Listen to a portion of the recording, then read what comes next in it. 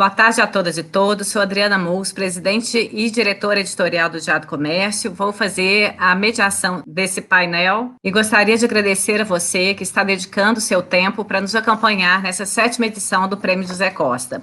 E como já é tradicional a cada edição, procuramos também trazer reflexões que julgamos pertinentes para o momento que vivemos. O mundo mudou, nossos desafios se tornaram maiores. Nossas fragilidades foram expostas. Os sistemas precisam de um recomeço e todos nós temos um importante papel a desempenhar. Esse é o mote da próxima edição do Fórum Econômico Mundial, que será realizada em janeiro de 2021, e que nos inspirou ao concebermos esse painel. E para discutir a nova economia, convidamos o presidente da Federação das Indústrias de Minas Gerais, Flávio Roscoe, a diretora executiva do Sistema B Brasil, Francine Lemos, a Head of People da ThoughtWorks Brasil, Grazi Mendes, e o presidente do Banco de Desenvolvimento de Minas Gerais, Sérgio Guzmão. Boa tarde, caros painelistas. Agradeço imensamente a vocês por se disponibilizarem a discutir o tema conosco e dividir um pouco conosco o conhecimento e a experiência de vocês. A ideia desse painel aqui é um bate-papo bem fluido, uma conversa. Então, eu vou pedir inicialmente para que cada um fale brevemente da sua trajetória e da sua organização, mencionando o que move cada um de vocês, qual o seu propósito maior e o propósito de sua organização. Depois eu vou fazer algumas perguntas gerais, para que todos respondam, e outras específicas. Ok? O Flávio Rosco, ele está um pouco atrasado, deve entrar aqui assim que for possível, e também está com uma complexidade na agenda, ele vai sair por volta de 18h30. Bom, então vamos começar com uma mulher, né, para essa primeira pergunta. Convido Francine Lemos, diretora executiva do Sistema B Brasil, para sua fala inicial.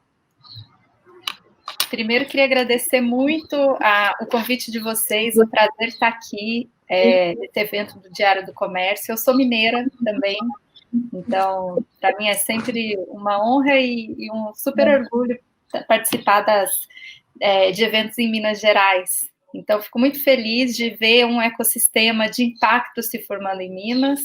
Eu sou mãe de 2 filhos, trabalhei muitos anos em uma das principais empresas B do mundo, que é a Natura, hoje eu sou empresária B também. Eu sou sócia de uma consultoria de causas que chama Cause, que ajuda organizações e marcas a ter uma atuação social mais efetiva, advogar por causas e gerar transformação na sociedade. Eu tenho um propósito muito claro, que é promover transformação e levar organizações para um outro nível. E é isso que me mobiliza todos os dias. Para quem não conhece, o Sistema B é um movimento global que tem como missão, como objetivo, redefinir o sucesso nos negócios, o critério de sucesso, e criar as bases para a gente ter um sistema econômico mais inclusivo, igualitário e regenerativo para todas as pessoas e para o planeta. No centro do movimento, a gente tem as empresas B, que são empresas que passam por um processo de certificação e verificação das suas práticas socioambientais, né? E a gente costuma dizer que as empresas B, elas não são necessariamente as melhores empresas do mundo, mas são as melhores empresas para o mundo.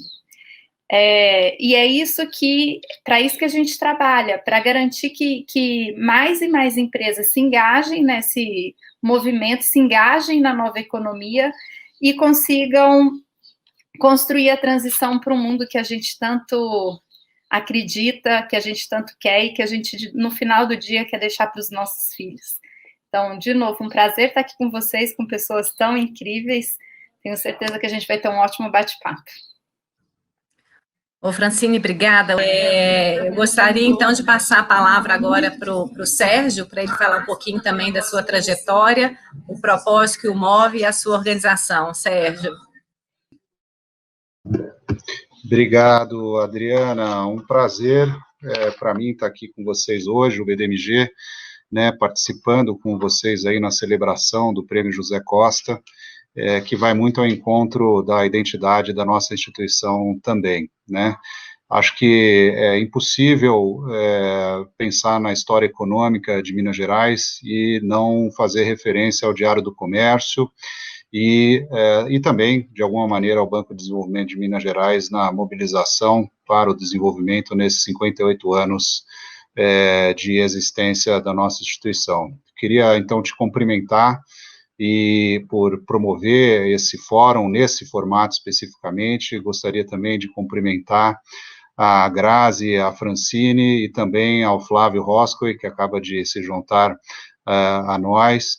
Eu acho que nesse ano que a gente vive, né, você fez referência ao Fórum Econômico Mundial, ao Great Reset, né, que é o tema do Fórum Econômico Mundial, né, numa espécie de a gente zerar a contagem e reexaminar um pouco as nossas práticas em outros parâmetros. Eu tenho participado de várias discussões e debates com outros bancos de desenvolvimento, não só no Brasil, na América Latina, mas até em nível global. Nós teremos esse ano o maior encontro global de bancos de desenvolvimento e o BDMG é parceiro, nós vamos liderar alguns painéis, isso será daqui 2 semanas. Então, eu acho que é um momento muito oportuno para a gente realmente falar sobre gatilhos de transformação, novos modelos de negócio, e eu faço uma especial saudação por essa iniciativa. Do ponto de vista pessoal, eu assumi a presidência do Banco de Desenvolvimento de Minas Gerais em abril do ano passado, a convite do governador Romeu Zema, após ter passado por um processo seletivo. Esse é o 3º Banco de Desenvolvimento em que eu tenho a oportunidade de trabalhar. Eu estava na China antes, trabalhando como diretor de estratégia do Banco dos BRICS, e anteriormente também passei pelo BNDES. Eu sou natural de São Paulo, mas com origens mineiras, né, família de origem mineira, então eu estou aqui resgatando as minhas origens e também contribuindo aí para o desenvolvimento de Minas Gerais por meio dos programas, inclusive emergenciais, do BDMG, que eu terei a oportunidade aí de discutir ao longo da nossa sessão de hoje. Então, muito obrigado por me receber, prazer estar com vocês hoje. Trocando a Adriana.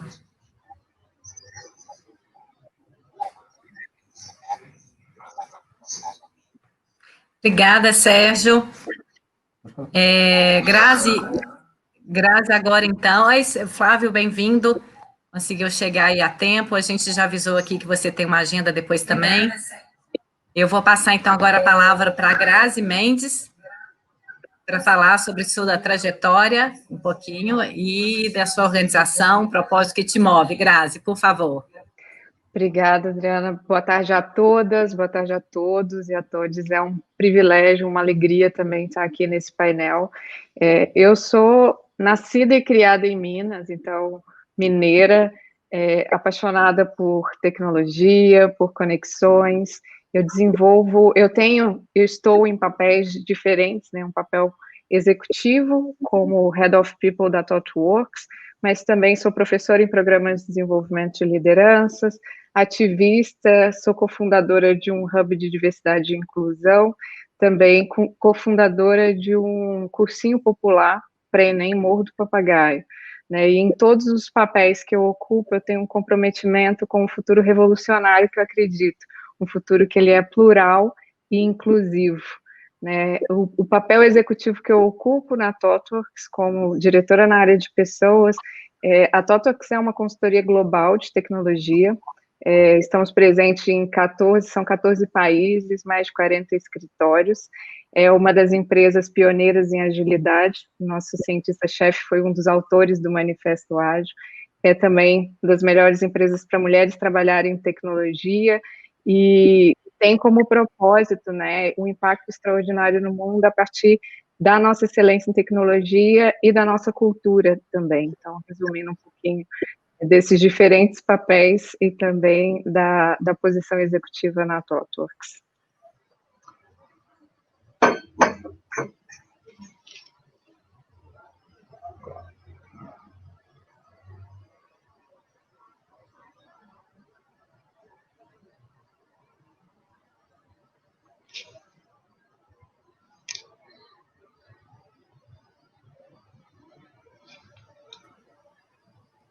Desculpa. Obrigada, Grazi, pela sua fala inicial. Passo a palavra agora para o Flávio Roscoe, presidente da FIENG. Flávio, para falar um pouquinho da sua trajetória e do propósito da FIENG e o que te move. Boa tarde, Adriana. Boa tarde, demais companheiros de painel. Prazer enorme estar aqui com vocês hoje. Sérgio, um grande abraço, parceiro aí no Agente de Desenvolvimento do nosso Estado. Francilene Lemos, agradeço muito a presença feminina no mês de outubro, mês das mulheres, né? Grazi Mendes vem fazendo um excelente trabalho aí de inclusão das mulheres no nosso país. Eu fico muito feliz, sou pai de 3 filhas, então quero que o futuro seja das mulheres em todos os sentidos, né? O que me move, Adriana, é fazer uma transformação do mundo naquilo que a gente entende como relevante. E para mudar o mundo, a gente tem que mudar o entorno onde a gente habita, onde a gente trabalha. Ninguém muda o mundo sem mudar o seu entorno. Eu acredito, né, nessa percepção de que é trabalhando localmente que a gente vai gradativamente fazendo as transformações e as mudanças necessárias. A FIENG, desde o início, tem como missão defender os interesses da sociedade, né? Os interesses difusos, né? Apesar de ser uma entidade representando aí o setor industrial. Tião, você está na frente. Defendendo o setor industrial, a FIENG tem como propósito defender a sociedade, já que o setor industrial é todo ele investimento imobilizado, é investimento de longo prazo, e você não tem uma indústria sustentável se a sociedade não vai bem. Então nós entendemos desde o início que o setor industrial depende da evolução da sociedade para progredir e evoluir. E é claro que isso é uma mutualidade, né? À medida que a sociedade que nós estamos instalados desenvolve, o segmento também desenvolve, esse processo se retroalimenta. Então a FIENG vem defendendo os interesses, sobretudo da sociedade. E a gente entende que o Brasil precisa de uma atuação mais incisiva da sociedade civil organizada. Quer dizer, os governantes não podem ser responsáveis por tudo. As pessoas são responsáveis pelo destino do Brasil. Muitas vezes elas acham que votaram e fizeram o exercício cívico. Não, é muito além disso. Você tem que cobrar, você tem que acompanhar, você tem que sugerir, você tem que participar da vida cívica do seu país. E esse exercício não se restringe apenas ao voto. E o que a gente quer fazer é tornar a sociedade civil mais ativa no país e determinando os rumos como deve ser e como é em toda a democracia real do mundo.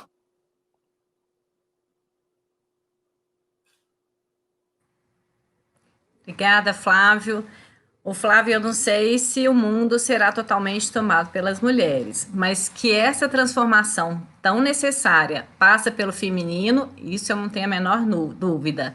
O feminino das mulheres e o feminino que está presente nos homens também, não é isso? Mas enfim, então eu queria também, mais uma pergunta genérica, perguntar qual é o maior, começando aí nessa ordem, né? Vamos começar pela Francine, privilegiando as mulheres. Qual o maior aprendizado que a crise da pandemia trouxe para você e sua organização, Francine? Acho que todo mundo aprendeu muito aí nessa crise. A gente foi obrigado, né, assim, a se adaptar muito rapidamente.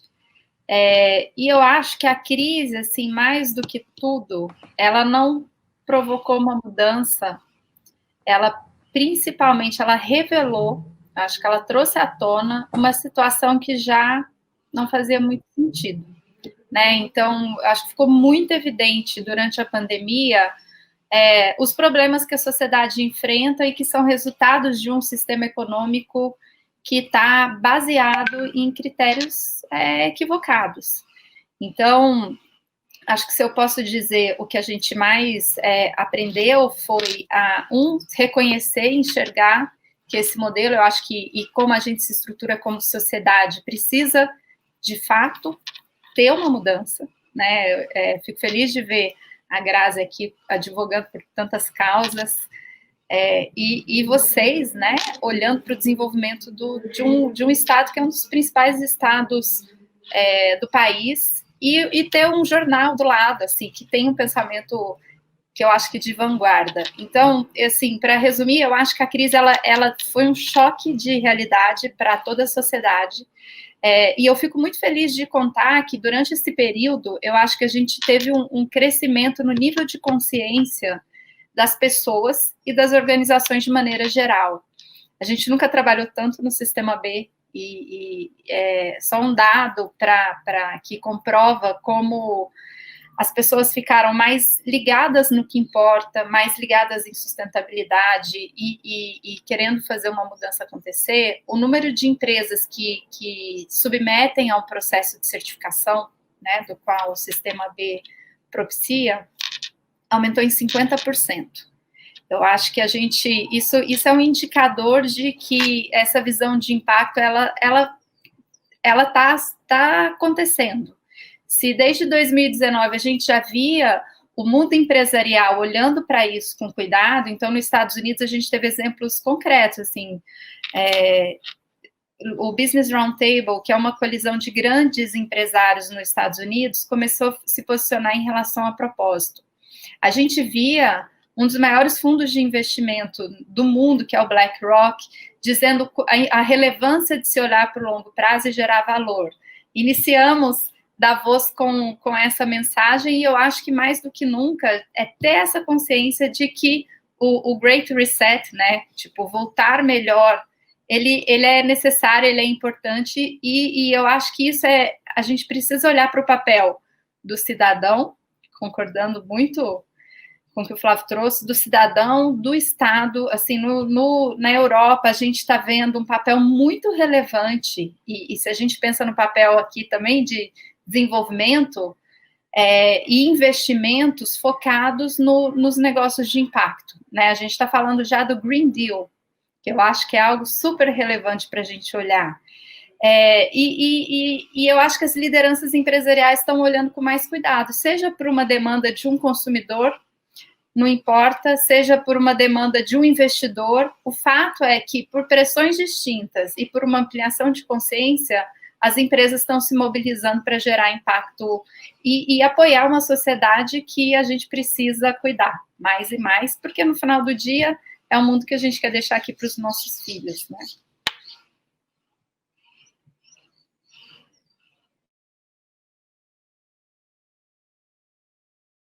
Aprendizado que a crise da pandemia trouxe para você e sua organização? Bom, o BDMG que teve um papel fundamental, né, nessa fase, nessa crise, nesse momento tão difícil para tantos. Obrigado, Adriana. Teve, ainda está tendo, o ano ainda não terminou, e a gente espera muitos desafios aí pelos próximos anos. Eu me associo muito às palavras da Francine, que inclusive eu acho que tive a oportunidade de conhecer muitos anos atrás em São Paulo, aí, acho que é colega de vários amigos na Fundação Getúlio Vargas. Eu acho que esse desafio, esses debates que vêm em nível global, mas que chegam até a ponta, né, e nós somos um banco de última milha, eu costumo nos posicionar aí, sobretudo com os parceiros, né, com os quais nós temos programas de linhas de crédito, né, e a gente começou um movimento muito forte desde o ano passado, né. Então, nós chegamos em março de 2019, tomei posse em abril, já comecei a trabalhar numa nova estratégia de 5 anos para o banco, né, até em alinhamento com as melhores práticas de mercado, mas obedecendo também a lei das estatais, afinal de contas, nós somos um banco público, estamos sujeitos à lei das estatais, e com o novo conselho, nós aprovamos essa estratégia que está totalmente alinhada aos objetivos do desenvolvimento sustentável. No comecinho desse ano, nós aderimos ao Pacto Global da ONU, né, antes ainda da pandemia, e ainda no ano passado nós fizemos a maior captação da história do banco, que é uma linha climática. Eu fui até Luxemburgo assinar um contrato de 100 milhões de euros, né, hoje mais de 600 milhões de reais para financiamento climático, né, especialmente aqui em Minas, para energia renovável, PCHs, tratamento de resíduos, e mais recentemente nós tivemos a flexibilização dessa linha, de 30% dela, nós conseguimos negociar para um uso mais amplo, a fim de que nós pudéssemos ter também a utilização dela para dar resposta à pandemia. De lá para cá, nós fechamos outras 4 linhas internacionais, elas todas com alinhamento de sustentabilidade, com a Agência Francesa de Desenvolvimento, com Plata, enfim, com a Cargill e com o Banco Latino-Americano de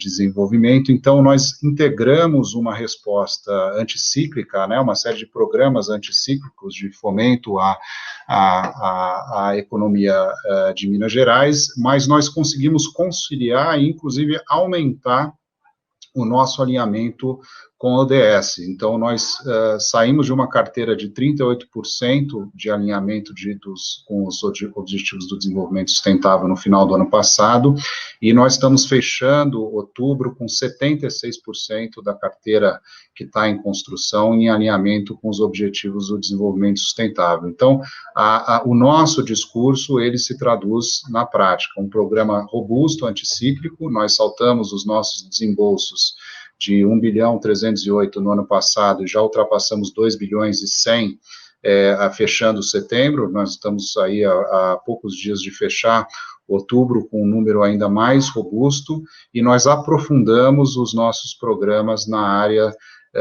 do desenvolvimento sustentável, não só no aspecto ambiental, climático, mas também no aspecto social e de diversidade. Nós lançamos a nossa linha de empreendedoras de Minas, né, com um volume substantivo. Nós prorrogamos o que teria sido o mês de março, mês das mulheres, nós alongamos para vários outros meses essa linha de empreendedoras de Minas, que são para micro e pequenas empresas em que as mulheres estão na liderança, tem a maioria do capital social, e tivemos um desembolso recorde atendendo mais de 700 empreendedoras mulheres só nessa linha. E na parte de micro e pequenas empresas, nós conseguimos saltar de 180 milhões de desembolso e já ultrapassamos 750 milhões de desembolsos para micro e pequenas empresas esse ano. Então, eu estou tentando calcar um discurso que é um discurso aprofundamento da sustentabilidade,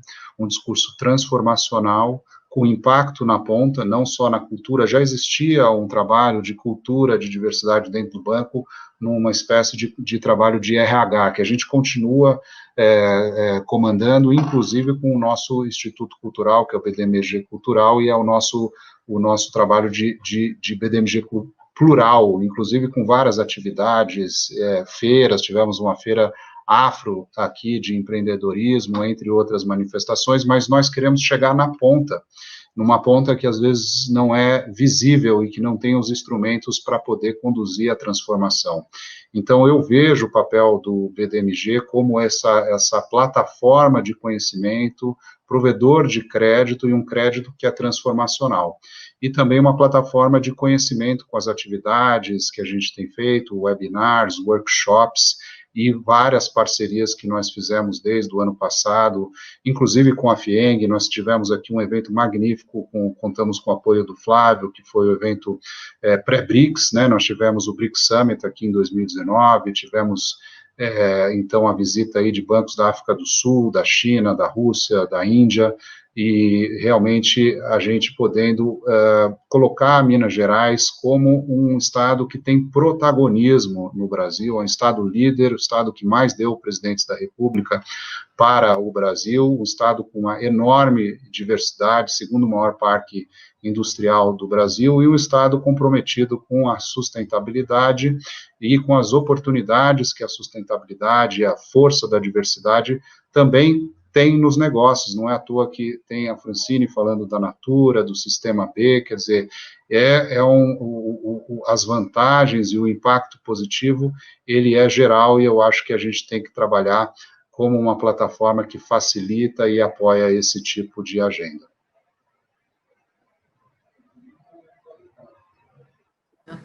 Grazi, obrigada. Grazi, você quer falar um pouquinho agora, por favor? Tá, obrigada. O ano passado, né, 2019, que parece agora tão distante na hora que a gente para pensar, eu li um livro do Byung-Chul Han, aquele Sociedade do Cansaço, e a primeira frase do livro é que cada época possui as suas enfermidades fundamentais. Apesar que lá no inicinho ele falava que a gente já tinha superado, né? Apesar de ter o medo de uma pandemia, a gente já tinha superado isso, mas a gente estava lidando com outras questões. E aí eu acho que todas nós fizemos muitos planos, né? Planos de crescimento, planejamos um 2020, né? Com várias questões. E aí desde março estamos todos aí, né? E vivendo, estamos todos afetados. Né? A questão é muito essa, assim, é um aprendizado forçado, né? A gente está aprendendo em velocidade de crise, e a complexidade desse momento, ela não cabe nesse tempo que a gente vai ter aqui.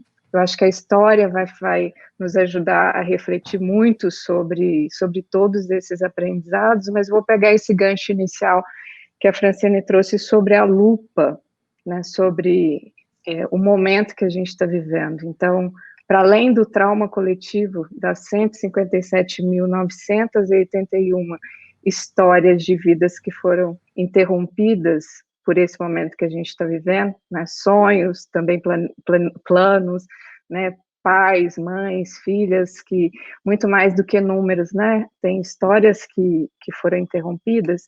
A gente tem uma lupa, esse momento que coloca sobre a mesa, que coloca que joga na nossa cara, que todas nós somos parte de um grande organismo vivo, né, de uma teia, que estamos interligados, que a gente só vai estar a salvo quando todo mundo estiver a salvo, a vida nos chamando por uma responsabilidade coletiva de uma forma urgente, indiscutível, entendendo que o seu movimento impacta, o meu movimento impacta, né? Eu estou desde março, né, podendo ficar em casa e utilizando da tecnologia para participar de momentos como esse, né, de todos os papéis que eu ocupo, conseguindo desempenhar utilizando a internet, as telas, outras pessoas não podem, mas a gente sabe que as escolhas que a gente faz hoje protegem ou põem outras pessoas em risco, algumas que a gente ama, muitas outras que a gente nem conhece.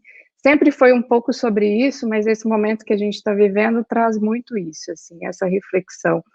E a gente vem falando muito sobre transformação, sobre mudança. Eu não sei quantos de vocês aqui, né, participam de várias discussões sobre transformação digital, sobre aceleração de mudanças. A gente já vinha participando dessas conversas, futuro do trabalho, mas a verdade é que é bem mais fácil a gente falar sobre a mudança do que a gente assumir a nossa necessidade de mudar. E eu acho que para cada pessoa, nesse momento, são reflexões muito individuais também, que passam por esse momento coletivo que a gente está vivendo, e alguns desses aprendizados, de fato, vão se transformar em mudanças significativas, né, para quem está parando para refletir, outros nem tantos, porque do home office, né, das telas aqui, a gente tem notícias de tanta desigualdade, né, de tanta violência, entendendo que, apesar de estarmos todos atravessados pela mesma questão, globalmente, não estamos nas mesmas posições, né, o Flávio trouxe aqui o quanto que esse momento tem sido mais difícil para algumas pessoas do que para outras, né, o quanto que tem, para cada uma de nós que tem coleta de esgoto em casa, tem alguém que precisa se virar, né, com seus resíduos. São 100 milhões de pessoas no nosso país,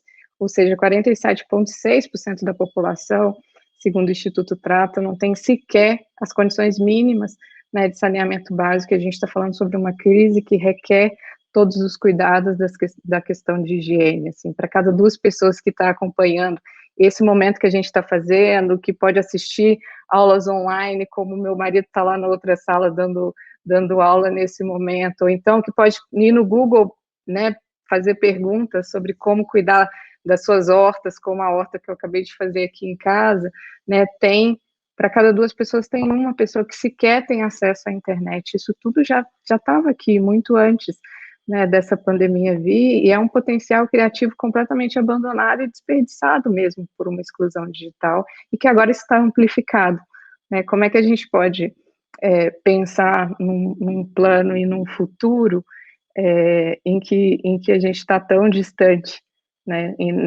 nessas posições, naquilo que a gente vinha construindo muito antes disso tudo acontecer. Então, durante o início dessa pandemia, eu recebi vários convites para lives e tudo mais, e eu não aceitei, porque eu acho que é um momento era um momento de reflexão muito profunda, mas o primeiro que eu aceitei era exatamente pelo título, mas também pelas pessoas que estavam participando ali, e era um webinário coletivo sobre conversa sobre perguntas.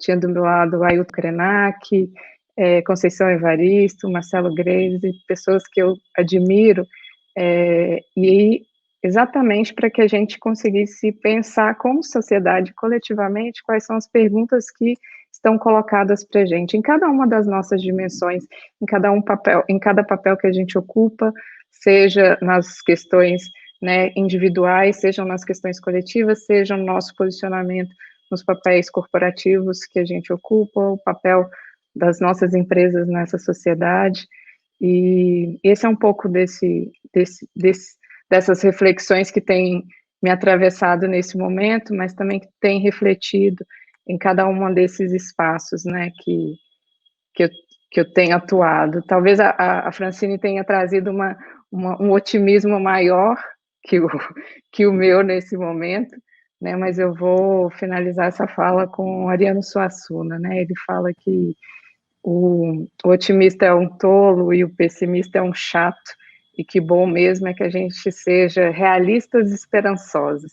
Então, nesse momento, eu estou junto com ele tentando ser realista, encarar de frente tudo isso que está colocado e não fingir que não estou vendo, né, tudo isso que está escancarado à nossa volta, e tentando entender como é que o nosso movimento pode influenciar processos de mudança, qual que é a mudança que a minha caneta alcança, qual que é a mudança que o meu movimento alcança, mas tentando ter esperança, né, numa construção de futuros melhores para a gente.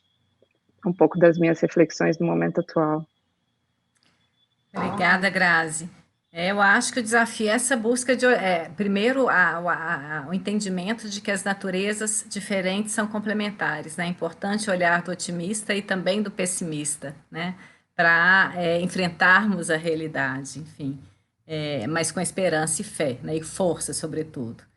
Gostaria de passar, então, Flávio, para você falar um pouquinho sobre o aprendizado que a crise da pandemia trouxe para você e para a FIENG, e depois eu vou fazer mais duas perguntinhas gerais, mas juntando uma na outra, e vou começar pelo Flávio também, tá? Por causa da agenda dele, peço licença às meninas, mas vamos lá, Flávio. Bom, Adriana, são diferentes perspectivas, né? O nosso olhar para a pandemia, talvez eu me encaixe aí no otimista tolo, mas eu acredito que boa parte das nossas diferenças, das nossas desigualdades já existiam antes da pandemia, elas não foram transformadas. Eu acredito que o mundo digital é extremamente inclusivo, e essa maior penetração do mundo digital vai agilizar a inclusão de milhões de pessoas na sociedade, bilhões no mundo, né? Milhões aqui no Brasil. E isso vai ter um reflexo muito positivo nos anos que virão à frente, né? De fato, a pandemia é uma tragédia humana quando você olha a tragédia individual das pessoas, né? Cada um, ou todos de nós, conhecemos alguém que eventualmente tenha falecido, ou tem um ente querido que eventualmente pereceu diante da doença. Mas quando você olha para o conjunto da sociedade, você consegue identificar as oportunidades que existem, que estão aí presentes, né? Eu acho que tem várias lições aprendidas que muitos não voltarão a ser os mesmos que eram antes da pandemia. E a gente pode ser uma sociedade melhor do que a gente era antes, até com essa percepção do outro mais aguda, com a percepção do drama e da realidade do indivíduo, nesse processo de reflexão que a Grazi fez, espero que muitos tenham feito, pode gerar aí frutos de uma sociedade melhor. E aí, falando de coisas que conseguimos aí, que a FIENG realizou durante a pandemia, a gente não parou nem um dia, porque a gente entende que a nossa sociedade era um ponto de apoio daqueles industriais ou daqueles empresários que estavam desesperados no primeiro momento, sem saber para onde correr e o que fazer. Então, nós dividimos nosso eixo de ação em vários, né? Um era a defesa da manutenção da atividade econômica, mesmo porque os bens industriais são vitais para que as pessoas pudessem ficar em casa, né? Água é um produto industrial, né? Água tratada, entregue em casa. Energia elétrica é um produto industrial, entregue em casa. Gasolina, combustível no posto é um produto industrial, entregue em casa. Os produtos que você compra no supermercado, aqueles que não são in natura, são produtos industrializados, entregues em casa. O plástico, o papelão que embala as coisas do delivery são produtos industrializados, entregues em casa. E eu poderia dar aqui exemplos infinitos. Até mesmo a mineração, sem o cal você não trata a água que você vai beber. Só para dar um exemplo, né, ou vários outros produtos. Então, a manutenção da atividade industrial era fundamental para que a gente não tivesse um caos social.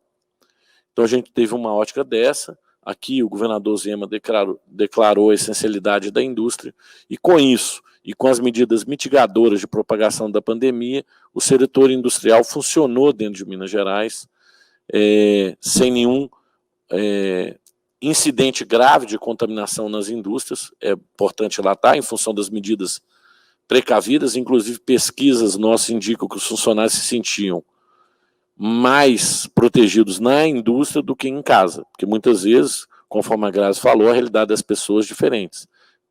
Pessoas que estão num baixo extrato social, muitas vezes vivem em residências multifamiliares, com 10, 12 pessoas numa residência, né? Num espaço, às vezes, de 50, 60 metros quadrados, onde é quase que impossível não haver aglomeração, né? Ou já, infelizmente, não há espaço suficiente para todos coabitarem. E, normalmente, eles não coabitavam todos ao mesmo tempo, porque uns saíam, iam trabalhar, outros iam estudar, e, de repente, estava todo mundo no mesmo ambiente. O risco, na verdade, potencializava. E parte desse substrato é que trabalha nas indústrias, uma parte relevante, e ali eles puderam ter também educação sobre como se proteger, etc. O fato concreto é, trabalhamos e não tivemos nenhum caso grave de incidência, mesmo nos frigoríficos, que estão expostos aí a baixas temperaturas, né, em função das medidas tomadas e do extenso trabalho que fizemos de conscientização na proteção dos trabalhadores. Então, mantivemos a sociedade abastecida, e foi a atitude de coragem de muitos empresários e de empregados que trabalharam durante o período da pandemia e que pôde dar normalidade para aqueles que ficaram em casa. Porque sem energia, sem água e sem comida, ninguém teria ficado em casa. E essas coisas não brotam do espaço. Então, era importante que a indústria tivesse ali sua atividade, e a gente preservou isso, trabalhando diuturnamente com o governo federal e estadual. Também manter o tecido econômico significava manter empregos, né? A FIENG atuou ativamente na MP 936, que preservou 12 milhões de empregos no Brasil, entre suspensão e redução de jornada de trabalho. Nós trabalhamos dentro do Congresso, com o relator da matéria, Orlando Silva, com as centrais sindicais, fizemos reuniões em conjunto, né, e conseguimos avançar essa importante medida que levou para muitos o conforto de não perder o emprego na pandemia, já que eles não estavam podendo trabalhar durante aquele período, e a empresa não estava conseguindo arcar com os compromissos com todos os funcionários paralisados.